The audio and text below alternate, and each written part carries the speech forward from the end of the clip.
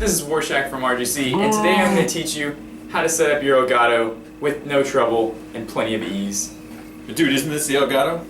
Hey guys, this is Strings Attached from RGC. We're going to help you hook up the Elgato today with the Xbox One. Here's your lesson.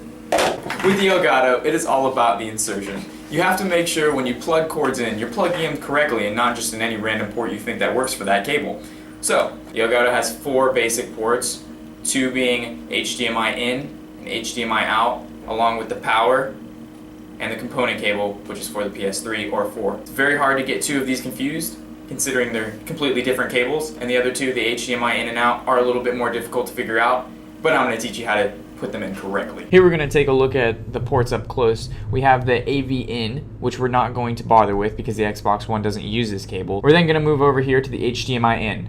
Now things get a little bit interesting. This port is now going to go to the HDMI out on your Xbox One. This is what that should look like.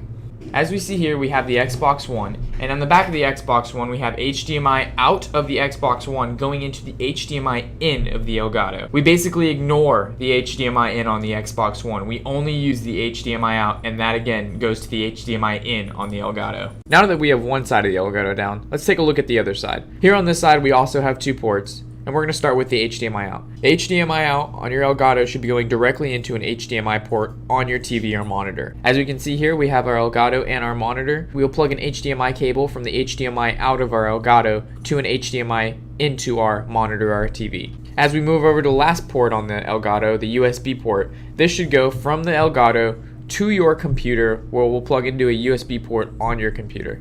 The USB is also the main power source of the Elgato, so you don't have a power cable. Hopefully I've been able to relay this information so that everybody can understand exactly how to set up their Elgato game and capture device to their Xbox One in the most simple way possible. We appreciate you watching our video, and hopefully you can subscribe. Throw a comment below, let us know what we need to add, not add, do, not do, and be sure to check out some of our other videos.